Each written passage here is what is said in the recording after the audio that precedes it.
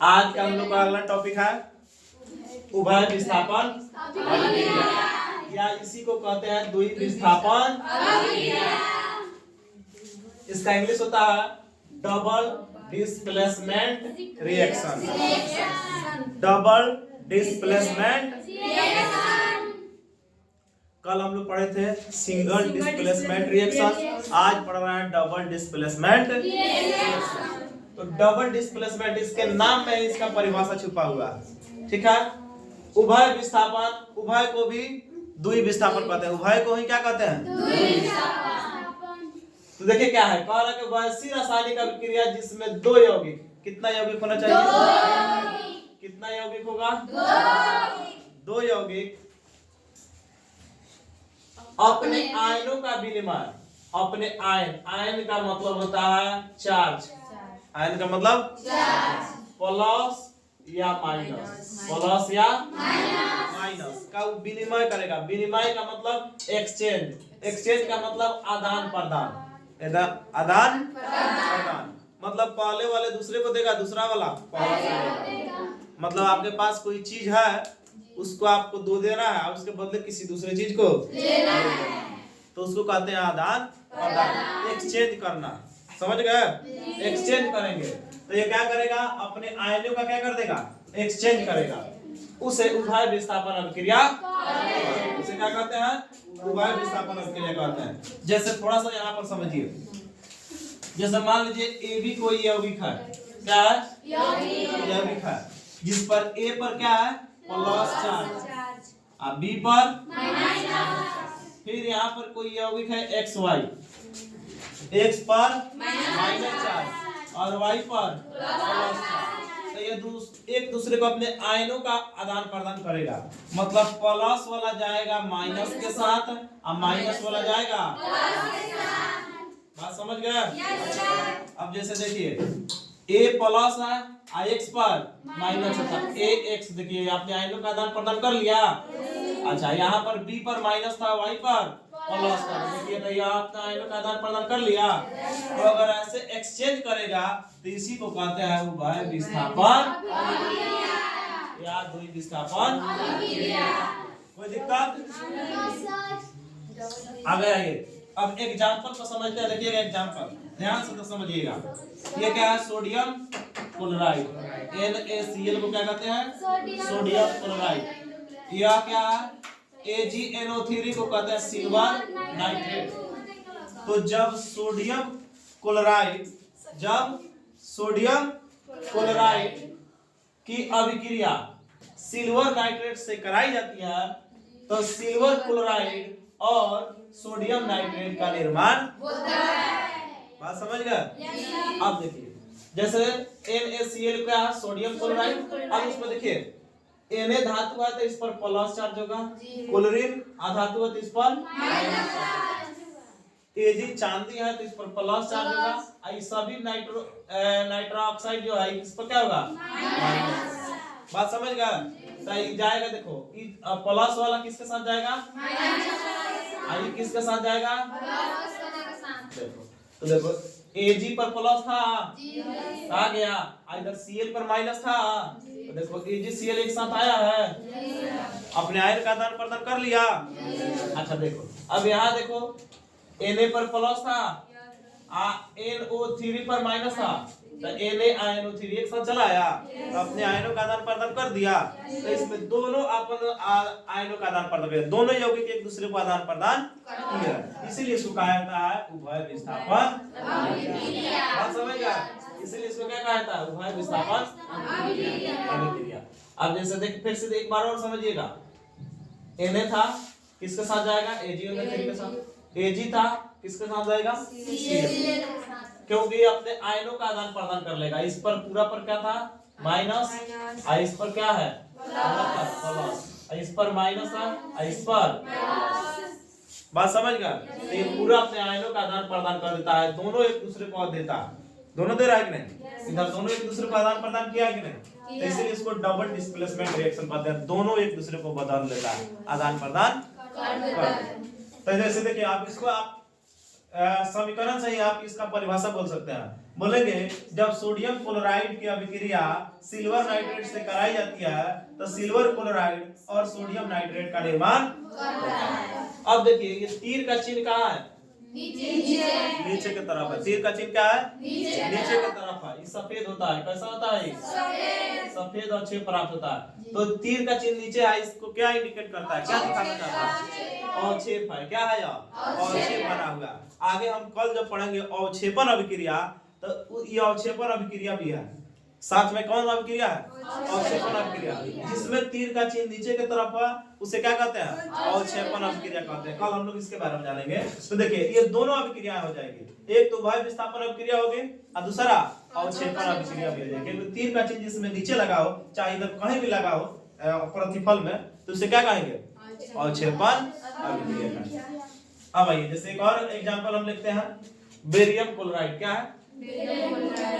Barium chloride की अभिक्रिया जब सोडियम सल्फेट से कराई जाती है तो बेरियम सल्फेट और सोडियम क्लोराइड का निर्माण होता है। ऐसे बोलने आ जाएगा। अब देखो कोई पूछ रहा है कि परिभाषा क्या है, इसको कैसे बोलेंगे? तो ऐसा इसी को बोला। बेरियम क्लोराइड की अभिक्रिया सोडियम सल्फेट से कराई जाती है तो बेरियम सल्फेट और सोडियम क्लोराइड का निर्माण होता है।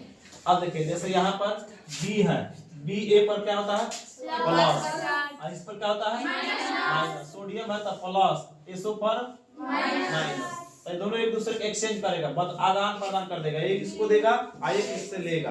दोनों आप आपस में क्या कर देंगे? आदान प्रदान। आदान प्रदान कैसे करेंगे? माइनस वाला जाएगा प्लस के साथ, अब प्लस वाला जाएगा माइनस के साथ। ऐसे चेंज करेंगे। बात समझ गए? तो देखिए प्लस है बी ए पर तो किसके साथ जाएगा? एसओ 4 के साथ। तो देखो बी ए एसओ 4 के साथ क्या है? दिखाई दे रहा है जी? बी पर क्या था? बी ए पर प्लस, बेरियम पर क्या है? प्लस। तो किसके साथ जाएगा? ये SO4 के साथ जाएगा। किसके साथ जाएगा? SO4 के साथ जाएगा। तो देखो तो BaSO4 है और तीर का चिन्ह इसमें भी कहाँ लगा है? नीचे लगा। तो ये कौन अभिक्रिया हो जाएगा? एक साथ अवक्षेपण अभिक्रिया भी हो जाएगा। क्या हो जाएगा? तो ये उभय विस्थापन अभिक्रिया के साथ साथ क्या है? अवक्षेपण अभिक्रिया भी है।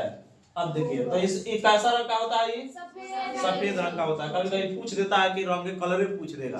एग्जांपल दे देगा, पूछेगा कि बताइए बेरियम सल्फेट किस रंग का होगा? सफेद रंग का होता है। और साथ में क्या बना है? Sodium chloride. तो देखिए अब Na था, ये Na पर कौन चार्ज?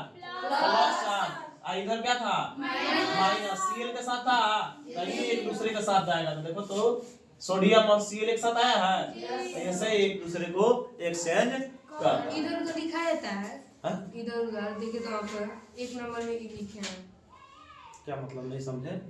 जैसे इसको लिखे हैं तो उधर उस ऊपर वाला देखना किसको लिखे हैं। अच्छा तो कहना चाहते हैं कि मतलब पहले इसको हम लिख सकते हैं। हाँ कोई दिक्कत नहीं है। इसको इधर लिखिए, अच्छा इसको इधर लिखिए, कोई दिक्कत नहीं है। आप चाहते हैं कि 2NaCl प्लस BaSO4 लिखना तो ऐसे लिख सकते हैं, कोई दिक्कत नहीं है। उसको इधर लिखिए चाहे इसको इधर लिखिए, कोई फर्क नहीं पड़ता। ऐसे आप लिख सकते हैं। अब आइए देखिएगा फेरस सल्फाइड। क्या है? Ferrous sulphide FeS plus H2SO4 sulphuric अम्ल। क्या है? सल्फ्यूरिक अम्ल। इसको बैटरी अम्ल के नाम से भी हाँ। तो चलिए सल्फ्यूरिक अम्ल है यार।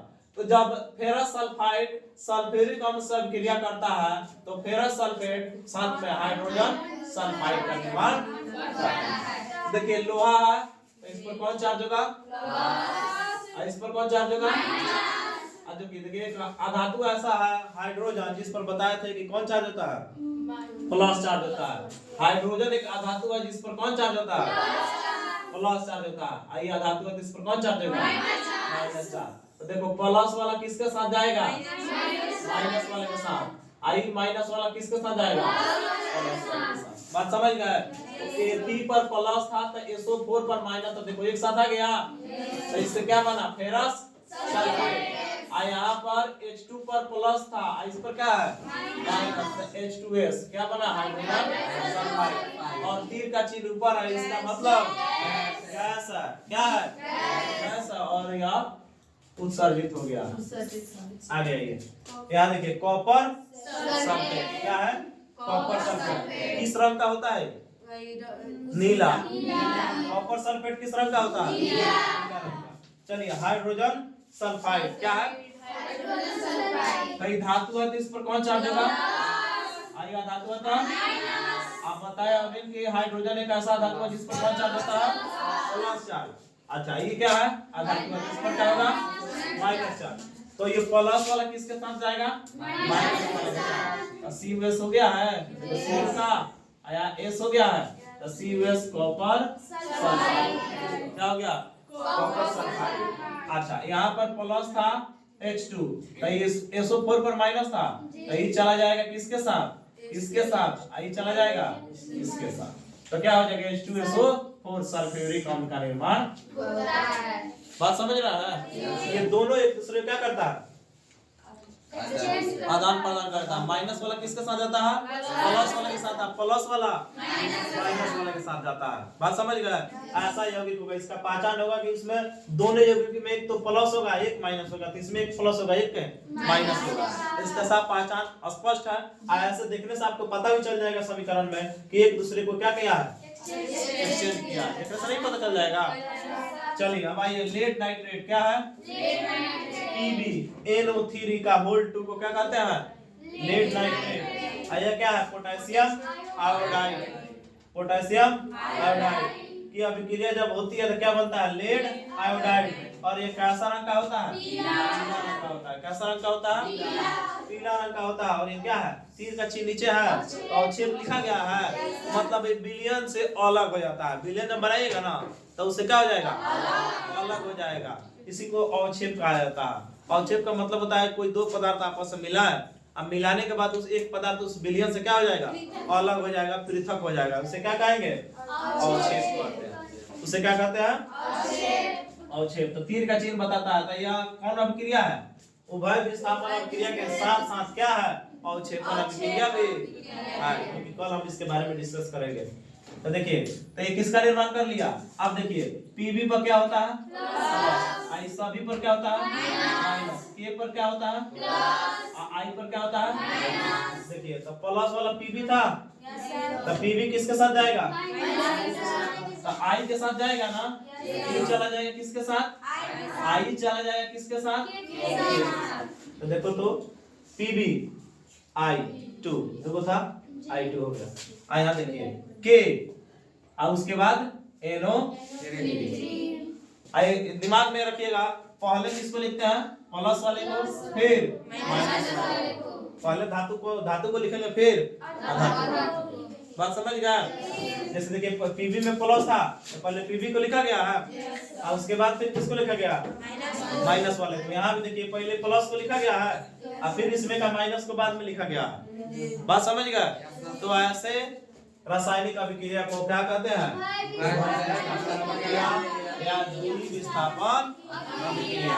क्यों कहते हैं? क्योंकि आप समझिएगा कि दोनों दो कोई यौगिक होता है। इसमें कितना यौगिक होता है? दो यौगिक होता है और दोनों यौगिक अपने अपने आयनों का क्या करते हैं? आदान प्रदान कर लेते हैं, विनिमय कर लेते हैं। पहले आप लोग आर्ट्स में पढ़े हुए विनिमय प्रणाली पहले चलता था। जब पैसा का निर्माण नहीं हुआ था तो उस समय विनिमय प्रणाली चलता था।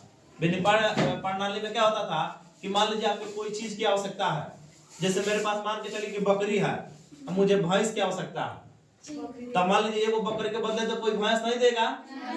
तो ऐसा चलता था कि मान लीजिए हमको भैंस की आवश्यकता है तो हम क्या करते थे? 10 बकरी दे देते और उसके बदले में एक भैंस ले लेते। तो इसी को पहले कहा जाता था विनिमय प्रणाली। या आपके घर पहले के मान लीजिए पहले के लोग आपके दादा परदादा होंगे तो उनसे पूछ सकते हैं, उस समय क्या होता था कि मान लीजिए किसी के पास चावल है लेकिन आटा नहीं है, तो कहेगा कि हमसे चावल ले लीजिए आटा दे दीजिए। तो इसको कहा जाता है विनिमय प्रणाली। तो उस समय विनिमय प्रणाली चलता था, लेकिन जब से रुपया का निर्माण हो गया, अर्थ का निर्माण हुआ, उस समय से यह प्रणाली खत्म हो गई। अब रुपया के बदले आप किसी चीज को ले लेते हैं, रुपया देते हैं आप उसके बदले किसी चीज को ले लेते हैं। कोई भी सामान खरीदना होता है, अब आप आराम से जाइए, उससे भी ज्यादा हो गया डिजिटल, तुरंत फोन पे गूगल पे निकालिए और डालिए और अपना सामान ले लीजिए तुरंत। पता है ना ऐसे, लेकिन सर्वर फेल के कारण आपको दिक्कत भी होती है। तो ये बात समझ आ गया है? तो समझिए, तो अभी तक हम लोग पढ़ लिए कौन कौन अभिक्रिया? संयोजन अभिक्रिया, वियोजन अभिक्रिया, अपघटन अभिक्रिया, एकल विस्थापन अभिक्रिया, द्वि विस्थापन अभिक्रिया, अब वैद्युत अपघटन अभिक्रिया। 6-7 रिएक्शन हम लोग पढ़ लिए। कल एक और रिएक्शन हम लोग पढ़ेंगे, अवक्षेपण अभिक्रिया। इसके बाद एक और रिएक्शन है प्रकाश रासायनिक अभिक्रिया। ये सब हम लोग पढ़ के एक एक करके पढ़ेंगे। और सबके बीच आप लोग अंतर समझिएगा। अगर अंतर नहीं समझ पाते हैं तो एग्जाम में आपको क्वेश्चन आएगा लेकिन आपसे बनेगा नहीं। अंतर जब तक नहीं समझ पाइएगा तब तक आपसे क्वेश्चन बनने वाला नहीं। तो हर हाल में सभी रिएक्शन के बीच में अंतर समझना जरूरी है। थोड़ा सा हम एक बार डिस्कस कर देते हैं जो रिएक्शन पढ़ाए थे। संयोजन अभिक्रिया में क्या होता है? संयोजन अभिक्रिया में दो गो यौगिक रहता है। मान लीजिए यहाँ पर कोई रहेगा और यहाँ पर जैसे कोई मान लीजिए ए और बी रहेगा और दोनों मिलकर एक ही यौगिक बनाएगा। क्या? सी को यौगिक बनाएगा। तो इसका एक ही को पहचाने की दो गो यौगिक आपस में मिलेगा कितना बनाएगा? एक यौगिक बनाएगा। बात समझ गए? तो यह होता है संयोजन अभिक्रिया। क्या होता है? संयोजन अभिक्रिया, कंबाइनेशन रिएक्शन। एक होता है वियोजन अभिक्रिया। वियोजन अभिक्रिया में क्या होता है कि मान लीजिए इधर वाला कोई बड़ा अणु है, आई टूट के दो छोटे अणुओं में बनेगा। था कितना? एक अणु या एक यौगिक, और ये टूट कर कितना बनेगा? दो छोटे यौगिक बनेगा। तो इसको कहते हैं वियोजन अभिक्रिया। अब वैद्युत अपघटन अभिक्रिया में बताया थे कि तीर के चिन्ह क्या लिखा होगा? विद्युत लिखा होगा। क्या लिखा रहेगा? तो समझ जाइएगा वो कौन सी अभिक्रिया है? समझ गए? अच्छा, अब कल पढ़ाए थे जो सिंगल डिस्प्लेसमेंट, उसमें कोई ज्यादा क्रियाशील तत्व क्या करता है? कम क्रियाशील तत्व को क्या करता है? उसके स्थान से हटा देता है और उसके स्थान पर स्वयं जाकर। और डबल डिस्प्लेसमेंट द्वि विस्थापन अभिक्रिया आज जानिएगा। तो ये अंतर समझ आ गया? फिर हम इसके बारे में कल चर्चा करेंगे।